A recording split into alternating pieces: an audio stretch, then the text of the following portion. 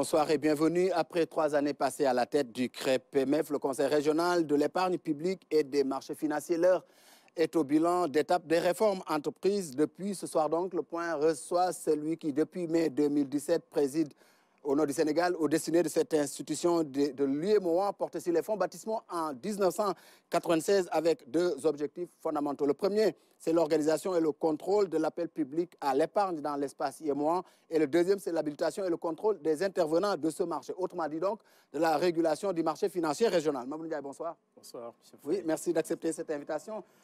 C'est la deuxième fois que vous venez sur ce plateau. Au début, c'était tout à fait au début de votre mandature. Aujourd'hui, 3 ans après, le Conseil des ministres, le récent Conseil des ministres de l'UEMOA vous adresse ses félicitations pour, je cite, les acquis obtenus à la tête de cette institution-là.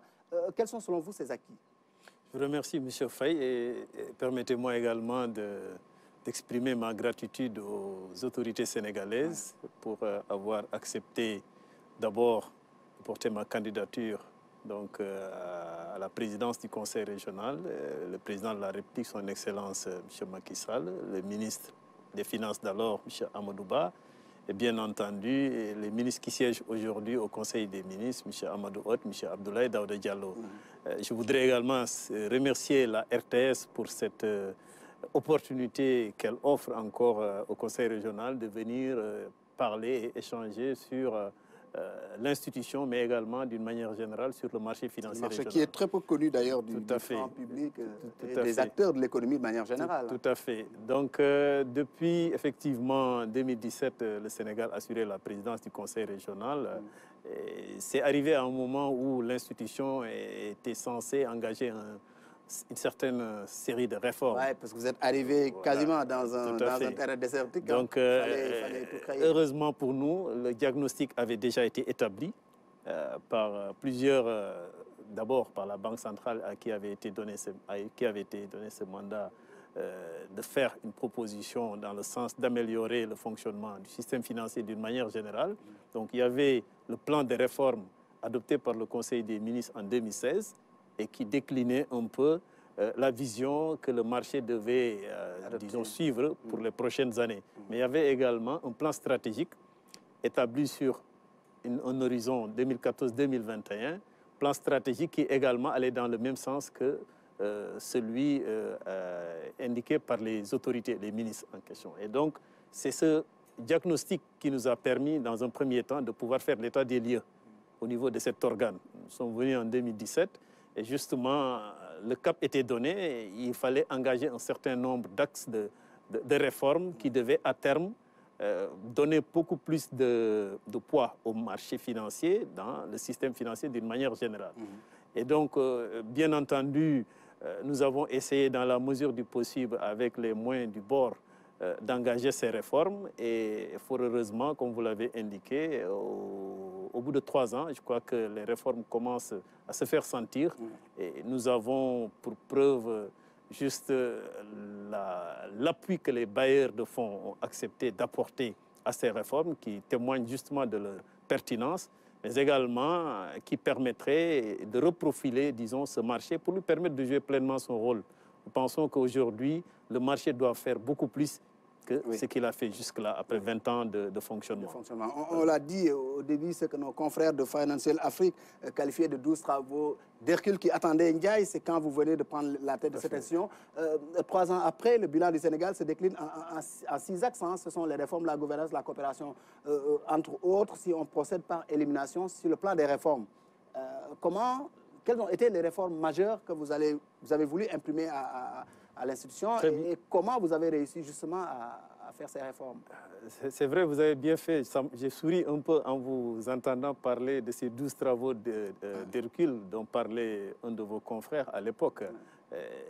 À ce stade, je crois qu'on peut dire qu'au moins les 2 qui étaient mis en avant, à savoir la création du 3e compartiment de la BRVM dédié au PME, je crois que c'est le premier chantier structurant auquel on s'est attelé et qui a été bouclé en 2017. Aujourd'hui, le plan réglementaire, ce 3e compartiment existe et les préparatifs sont très bien avancés avec la BRVM. 2 cohortes de 30 PME sont déjà identifiées et se préparent pour pouvoir se positionner sur le troisième compartiment dédié au PME paiement. dans l'espace IMOA peuvent aller lever des fonds sur le marché. Absolument. Et les acteurs qui doivent les accompagner ont été agréés. Aujourd'hui, on a une dizaine de listing sponsors. C'est des acteurs que nous agréons et qui ont pour mandat d'accompagner les petites et moyennes entreprises qui veulent aller sur la bourse. Donc, il faut un encadrement parce qu'il y a une exigence de transparence, de fournir des informations périodiques et de satisfaire aux obligations réglementaires qui régissent les entreprises qui accèdent donc à ce compartiment de la bourse. Donc ça, c'était le premier chantier très important, c'est vrai, qui avait duré pendant plusieurs années et je crois qu'aujourd'hui, c'est devenu une réalité. Le second chantier sur lequel je voudrais m'appesantir, c'est la bourse en ligne.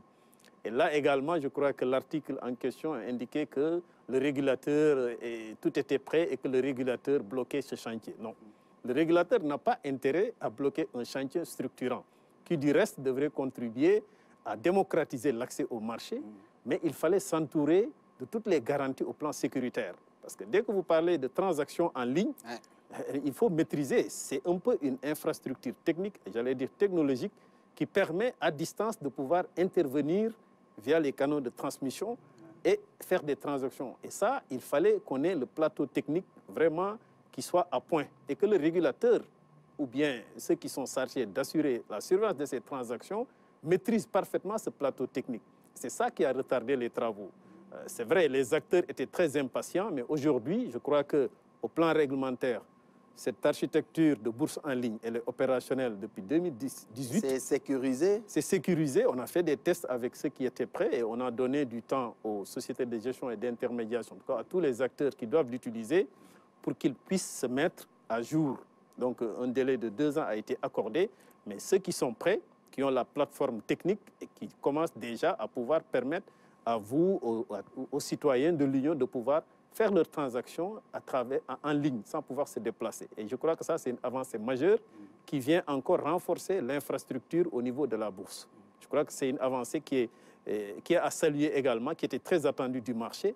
Et je crois que ça contribuerait non seulement à réduire les délais de traitement des transactions, le coût et l'accès. Donc, ça participe un peu de l'inclusion financière. L'inclusion financière, on a tantôt parlé de sécurité. Qu'est-ce qui, à la faveur de ces réformes-là aujourd'hui, a changé au profit des épargnants, au profit des citoyens de manière générale? Très bien. Vous savez, la bourse, la particularité de ce segment du marché financier, c'est d'abord les informations très sensibles.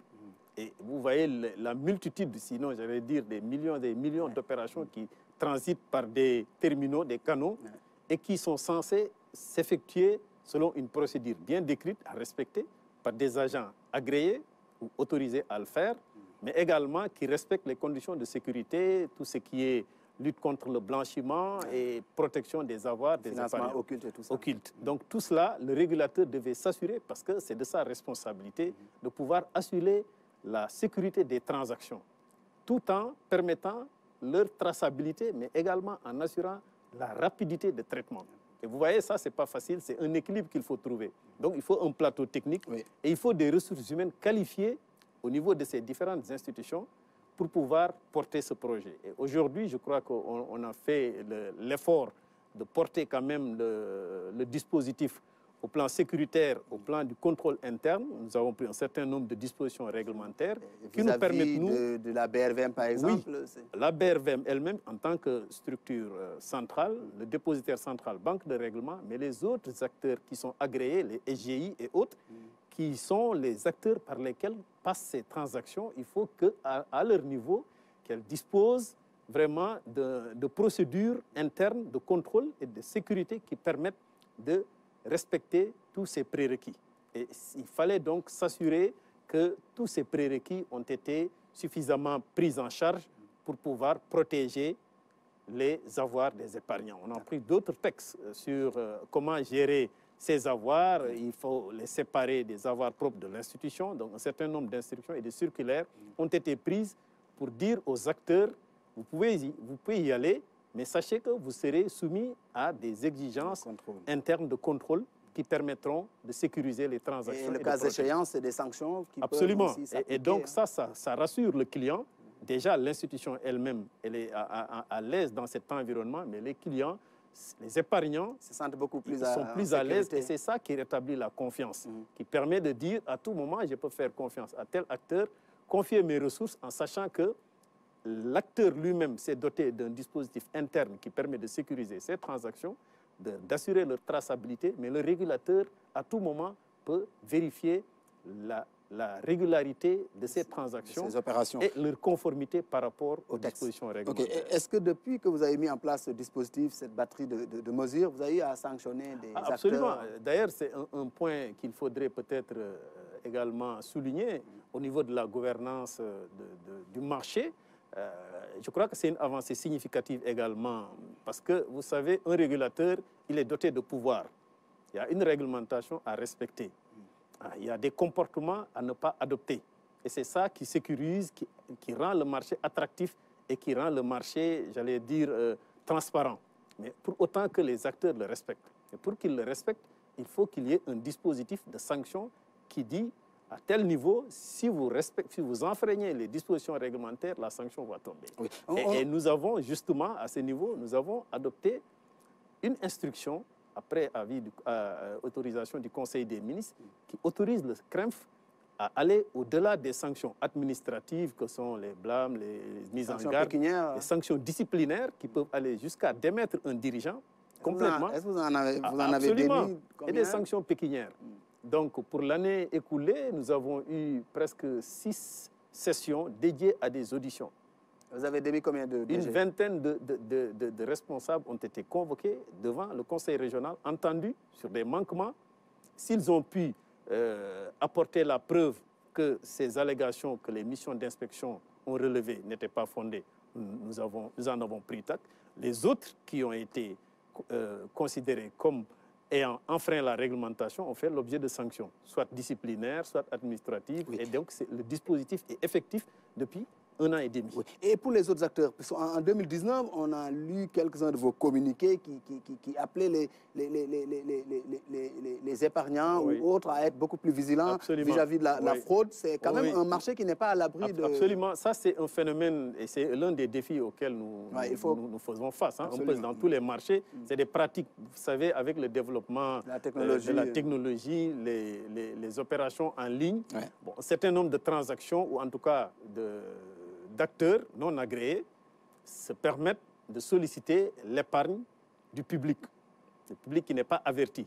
Et le régulateur a l'obligation d'attirer l'attention. Et heureusement, nous avons eu le soutien des autorités au niveau des différents États. Nous avons saisi le ministre des Finances pour qu'ils puissent à leur tour sensibiliser les populations de l'Union pour dire que tel et tel acteur n'a pas été agréé par le régulateur.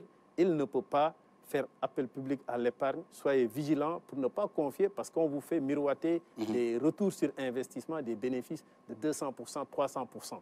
Et c'est ça qui fait que, l'appât du gain aidant, certains épargnants sont tentés d'aller dans ces créneaux qui ne sont pas sécurisés et qui, justement, parfois, fait des dégâts dans nos États. Mais je crois que depuis 2 ans, nous travaillons à la sensibilisation et bien entendu, l'appui avec des autorités nationales et en rapport avec la Banque centrale. Je crois que c'est un phénomène qui tend à être circonscrit maintenant. À être minoré. Au chapitre de la coopération, on voit qu'aujourd'hui, vous êtes avec les institutions multilatérales, Banque mondiale, la BAD et tout ça, sur un certain nombre de chantiers. Ça, quand même, fait partie aussi de votre bilan. Absolument. Vous êtes devenu attractif. Absolument. Je crois que c'est un point extrêmement important que vous venez de souligner.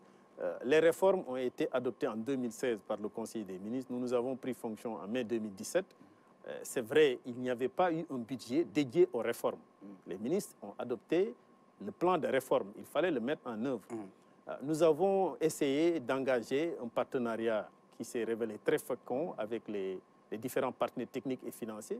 Et le premier à se positionner, ça se comprend un peu, c'est la BAD, la proximité géographique avec le siège du CREMF. On est pratiquement dans la même rue. Et je crois que la BAD a beaucoup appuyé le marché financier et c'est la BAD qui a été le premier bailleur, en tout cas au titre de ces 3 dernières années, à apporter un appui d'environ 1 million de dollars, 500 millions ou 600 millions de francs CFA pour accompagner les réformes. D'ailleurs, le troisième compartiment en est une illustration. Mais le chantier, quand même, le plus important, ou l'un des plus importants chantiers de réforme, ça a été la révision des textes du marché financier. Vous savez, le marché, c'est une multitude de textes. Il y a le règlement général, il y a des institutions, il y a un certain nombre de... le cadre réglementaire, d'une manière générale, il fallait, après une vingtaine d'années, le mettre à jour. Et un peu, parce qu'il y a eu de nouveaux métiers, il y a eu de s'adapter un peu à l'environnement. Et donc, ce chantier a été financé par la BAD sur le programme qu'on appelle PADMAFIR, projet d'appui au développement du marché financier régional. Ça, c'est la BAD. Nous avons donc, en 2017, engagé la discussion avec la Banque mondiale et qui a un programme qu'on appelle JCAP et Joint Capital Market qui permet d'accompagner les marchés financiers.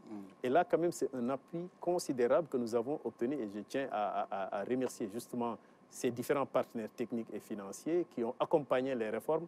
Mais c'est parce que les réformes étaient pertinentes.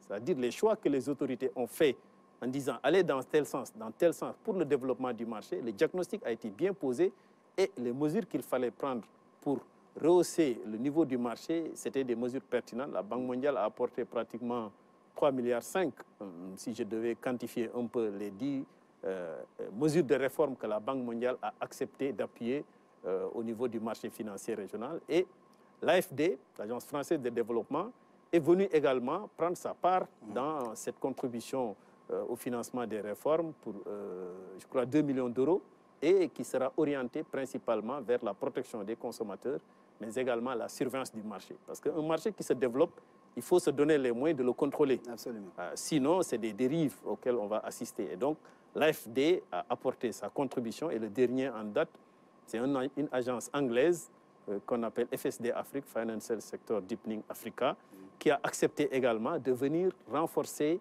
le régulateur au niveau de l'audit institutionnel, parce qu'on s'est dit qu'il faut avoir un audit organisationnel et institutionnel du conseil régional, du régulateur, pour pouvoir lui permettre de jouer pleinement ses missions. Et le deuxième axe de l'appui de FSD Afrique, c'est la finance islamique. Créneau dans lequel le marché s'était engagé depuis 2014. Vous avez vu les soukouk qui ont été réalisés par certains États, presque 880 milliards mobilisés à travers ces instruments. On viendra un peu sur ça, mais revenons un peu sur la gouvernance. On l'a dit, au début, il n'y avait pas de gouvernance résidente en Côte d'Ivoire. Je rappelle que le siège se trouve à Abidjan. Aujourd'hui, le Sénégal a imprimé ça. Ça aussi, c'est une autre avancée. Aujourd'hui, vous avez dit tantôt que vous êtes devenu attractif. Les bailleurs viennent parce que les réformes étaient pertinentes, mais certainement aussi parce qu'il y a une présidence qui s'appelle le Sénégal, qui inspire aussi confiance. Absolument. Je crois que ça a été également une très bonne vision des autorités, puisque la présidence résidente du Conseil régional est un des axes de la réforme. C'était déjà prévu dans le plan de réforme que les ministres ont adopté en 2016. Le CRENF a fonctionné selon une présidence non résidente depuis 1996, disons 1998, jusqu'en 2018. Le président n'était pas résident, mais le siège est à Abidjan et le président trouvait le moyen. Voilà. Maintenant, avec ce plan de réforme ambitieux, nous avons jugé, et les ministres l'ont bien compris, qu'il fallait, pour impulser les réformes et vraiment les chapeauter de très près, il fallait que la présidence soit résidente. Et ça a été effectivement une avancée majeure qui a permis justement de coordonner les travaux et de pouvoir accélérer. Parce qu'il fallait des réformes qui ont été adoptées en 2016. En 2018, en 2017, on était encore à un niveau d'avancement très, très timide.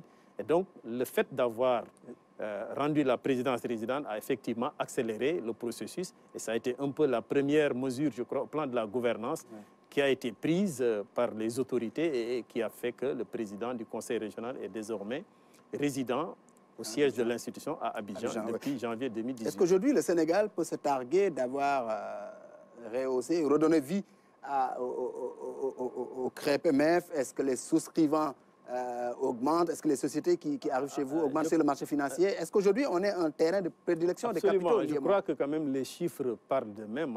Et je crois, comme je disais tantôt, les autorités ont eu la claire vision de ces décisions pertinentes qu'il fallait prendre. Et c'est des décisions stratégiques.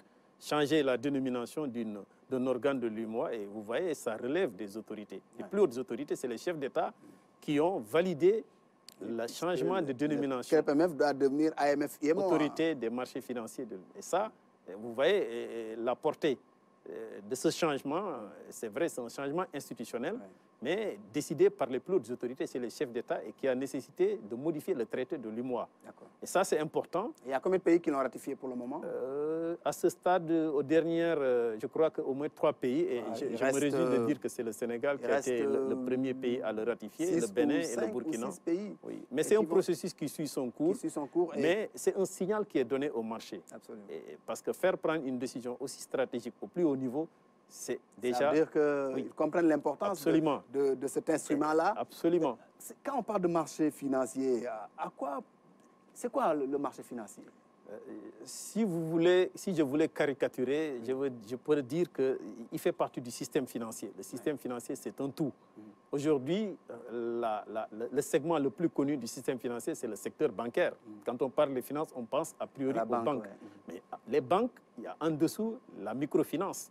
Les institutions de microfinance, aujourd'hui, ont permis de relever sensiblement le niveau d'inclusion financière. L'accès aux services financiers est devenu beaucoup plus significatif. Les SFD, justement, comme on les appelle, les systèmes financiers décentralisés, qui permettent de toucher une certaine catégorie de population. Les banques sont au milieu, elles gèrent l'essentiel de l'épargne, mais une certaine catégorie.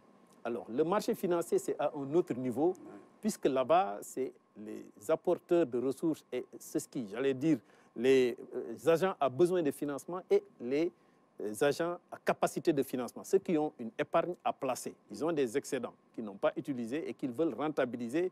Ils cherchent des moyens de placement de cette épargne. Et c'est le marché financier qui est une rencontre directe entre apporteurs de capitaux et demandeurs de capitaux. Le marché organise cela sous la couverture d'une autorité de régulation. Oui. Et là, la particularité, c'est que sur le marché financier, généralement, c'est des financements à long terme, c'est-à-dire plus de 5 ans. Voilà. Les instruments, si vous voyez les obligations qu'on émet, les sukuk, c'est plus de 5 ans. Et les montants sont beaucoup plus importants. Si vous prenez aujourd'hui, on raisonne à coût de milliards sur le marché financier. Et si on prend le marché de l'UEMOA aujourd'hui, qu'est-ce que les États gagnent? Particulièrement, quelle est la place du Sénégal dans ce marché? Est-ce que nos sociétés, nos entreprises lèvent des fonds sur le marché? Absolument. Quel est un peu son intérêt pour nous, pour le Sénégal? Je dois dire même qu'aujourd'hui, c'est une tendance qu'on doit progressivement corriger, puisque aujourd'hui, les acteurs les plus visibles sur le marché, c'est les États. Si vous prenez les 11 000 milliards, je dis bien 11 000 milliards de francs CFA, que le marché a permis de mobiliser depuis sa création, 11 000 milliards de francs, les presque 70%, c'est les États, c'est au profit des États. Et sur ces 70%, presque 65% ont été orientés vers le financement des infrastructures, c'est-à-dire des investissements qui vont produire leurs effets dans le long terme et qui nécessitent pour leur financement des ressources adaptées, c'est-à-dire des ressources qui sont également des ressources à moyen et long terme. Est-ce que l'État du Sénégal lève sur le marché de l'UEMOA? Bien sûr, l'État, peut-être ces 2 dernières années, l'État n'est pas venu sur le marché par syndication, c'est-à-dire le marché qui est géré du côté du conseil régional, mais le marché d'une manière générale, le marché financier régional, vous avez la partie court terme avec les émissions de titres, avec l'agence UMOA Titres, ou les bons du trésor ou les obligations qui passent par la BCAO. L'État est présent et lève régulièrement maintenant. Et pour ce qui est de nos entreprises? Ah oui, là, la dernière en date que je peux citer, c'est celle de la Sonatel. En période de crise, en pleine période de crise Covid-19, la Sonatel, le mois passé, a pu lever 100 milliards pour financer ses investissements. Des obligations, oui, avec parce un que taux raisonnable. Absolument, c'était à 6,50. C'est combien? 6,50 sur, je crois, c'est sur 7 ans. Mais c'est parce que c'est une entreprise qui est cotée à la BRVM, l'une des valeurs phares. Donc, transparence, elle est assurée. Communication de l'information financière, c'est accessible. Et donc, une entreprise bénéficiaire qui a des fondamentaux très, très satisfaisants, c'est normal que s'il sollicite le marché, si elle sollicite le marché pour mobiliser des ressources sur une longue période, que les gens, c'est la confiance. Et les gens ont confiance en cette valeur et ils placent leur argent sur la durée, mais le marché a la particularité de pouvoir permettre de retrouver son épargne à tout moment. Vous achetez aujourd'hui obligation Sonatel à 10 000 pour 7 ans. Au bout d'un mois, vous avez besoin de retrouver votre trésorerie, mais vous passez par une SGI, vous revendez votre acte et vous reprenez votre trésorerie, peut-être avec un bénéfice ou une plus-value. Et c'est ça le marché. Donc, le marché, il y a la Sonatel, il y a la Sonatel BHS aussi, je crois, l'a oui, fait sur le avec secteur bancaire. les diaspora bonds. Et là, je reviens pour dire que aujourd'hui, on a 46 sociétés cotées à la BRVM. 46 sociétés. Sur les 46, presque les 15, c'est des banques. Et les 3 dernières qu'on a enregistrées comme sociétés ayant intégré la bourse, c'est presque des banques. C'est NCA Côte d'Ivoire, c'est Ora Group Togo, et puis une autre entité ivoirienne. Je veux dire, le secteur bancaire est bien représenté. Et c'est pour dire que de plus en plus, les institutions régionales, sous-régionales, bancaires, sont très présents sur le marché. La BHS, comme vous avez dit, effectivement, a sollicité le marché. Et ça, la particularité, c'était un instrument nouveau, les diaspora bonds, parce qu'elle ciblait l'épargne détenue par les Sénégalais de la diaspora. Et au-delà des Sénégalais, tous les ressortissants de l'Union qui sont à l'étranger et ceux qui sont résidents. Et c'était pour financer des programmes sociaux de logement. Donc, c'est du concret. Donc, à un taux de 6,25, c'est extrêmement intéressant sur 5 ou 6, 7 ans. On va trouver ça auprès des banques. Autant d'argent, 197 milliards quand même, pour l'ensemble. La Sénélec, justement, vous l'avez dit, il y a 2 ans, il y a 1 an et demi, a pu lever pour son programme d'investissement 38 milliards sur plusieurs années à 6,50. Donc, c'est pour dire que le marché est là, les États sont les acteurs qui sont les plus visibles à cause des obligations qu'elles émettent, mais les entreprises gagneraient beaucoup à s'ouvrir le marché, même si ce n'est pas pour aller systématiquement à la bourse, pour ouvrir son capital. On peut rester entité avec son capital, la configuration maintenue, mais financer ces investissements par des ressources à moyen et long terme et à moindre coût. C'est-à-dire, mais il y a une contrepartie. Il faut accepter de jouer la transparence et une bonne gouvernance et avoir une situation financière satisfaisante qui rassure sur les retombées sur investissement. Des garanties. Absolument. Et ça, c'est le conseil régional qui s'assure que l'entreprise qui vient solliciter par appel public à l'épargne le marché, cette entreprise respecte toutes ces conditions qui sont posées. Parce qu'il y a la garantie. Dans le cas de la finance islamique, il y a des obligations qui sont lancées. Oui, c'est ce que je disais tout à l'heure. Sans avoir un cadre réglementaire dédié à la finance islamique pour le marché, puisque pour les banques et les institutions de microfinance, la BCEAO a pleinement couvert ce volet. Maintenant, pour le marché financier, nous n'avons pas jusqu'ici un cadre réglementaire dédié aux opérations, mais ça n'a pas empêché aux régulateurs de trouver un ajustement qui a permis de pousser les États à émettre. Le Sénégal a pu lever 300 milliards, je dis bien, une première opération de 100 milliards en 2014, si je ne m'abuse, et ensuite 200 milliards, et qui ont servi à financer des investissements dans les secteurs des infrastructures. La Côte d'Ivoire a fait pareil, 2 opérations. Le Togo a pu émettre, et le Mali, qui est le dernier État, a sollicité le marché. Et c'est des opérations qui se sont faites conformément aux règles chariatiques, c'est-à-dire aux exigences de la loi qui régit ce mode de finance. Et maintenant, nous avons obtenu un financement avec cet organisme anglais. Vous savez que la finance islamique est très, très développée sur la place de Londres.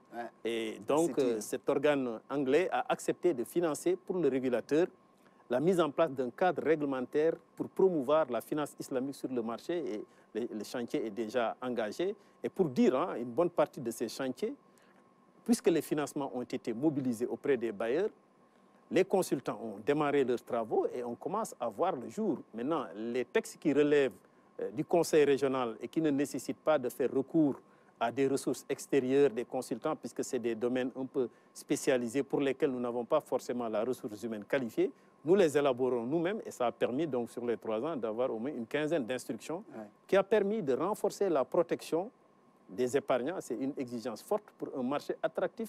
Il faut que ceux qui interviennent soient rassurés que leurs ressources sont bien gérées par des acteurs qui sont bien supervisés. On est à la fin de cette émission. Je rappelle que vous êtes quand même un agent de la Banque centrale, détaché au niveau du ministère des Finances, qui aujourd'hui est sur le marché financier, la différence entre la banque et le marché. Mais comme pour vous, c'est une expérience Oui, c'est une expérience supplémentaire. C'est un prolongement, j'allais dire, parce que le secteur bancaire, à un moment donné, il finance, mais à un certain niveau de ressources ou de maturité, il y a des contraintes prudentielles qui sont difficilement conciliables avec certains types de financement. Et c'est là où le marché financier prend le relais pour apporter aux entreprises en termes de volume de capital à mobiliser, en termes de maturité, donc la durée, mais également sur le coût. Mais l'exigence forte sur le marché, comme je dis, c'est la transparence, l'information de qualité et qui est donnée à bonne date. C'est important et c'est cette confiance qui permet de pouvoir attirer au-delà de l'épargne régionale, mais l'épargne au-delà de nos frontières. Parce qu'aujourd'hui, il y a des investisseurs étrangers qui sont à la recherche de placements intéressants. Alors, si le marché est sécurisé, si les investissements sont rentables et il y a une certaine liquidité, mais c'est un des axes de la vision que nous avons retenu pour le marché, et faire du marché financier vraiment un espace sécurisé, mais également un être attractif et qui est orienté vers le financement durable des économies. Je crois qu'on est dans cette dynamique et les chantiers qui sont déjà lancés, je crois que pour ceux qui ont été déjà bouclés, c'est visible. Absolument. Je suis très, très satisfait pour dire que pour les prochaines années, on va boucler tous ces chantiers qui ont été déjà lancés, puisque, comme j'ai dit, les financements ont été obtenus, les études ont démarré. Je crois que d'ici 2 ans, quand même, nous aurons réussi à mettre à niveau le cadre réglementaire, l'infrastructure, et vous verrez qu'au niveau des acteurs, il y a une certaine effervescence. Nous agréons une vingtaine d'acteurs par année. Et aujourd'hui, de nouveaux acteurs apparaissent. Des métiers qui, il y a 10 ans, 15 ans, n'existaient pas, ont vu le jour. Et le régulateur est obligé d'ajuster justement le cadre réglementaire pour permettre une éclosion de toutes ces initiatives et accompagner. Et c'est ces innovations qui permettent justement au marché de répondre à l'écoute des acteurs, puisque aujourd'hui, les agents qui sont à capacité de financement, ils sont à la recherche de papiers attractifs. Si le cadre réglementaire facilite cela, si c'est sécurisé et si ces placements sont très liquides et si on peut à tout moment pouvoir les rentabiliser, et ça devient attractif. Donc l'épargne est mobilisée et réinvestie dans les circuits économiques de nos pays. Je crois que c'est cette ambition que se donnaient les chefs d'État en mettant en place à l'époque le marché financier. Et vous êtes en train de mettre en œuvre cette ambition-là. Je rappelle que vous êtes le président du Conseil régional de l'épargne publique et des marchés financiers de l'UEMOA. Merci beaucoup. Merci beaucoup. Le point ce soir est fini. Rendez-vous mercredi prochain pour d'autres questions d'actualité.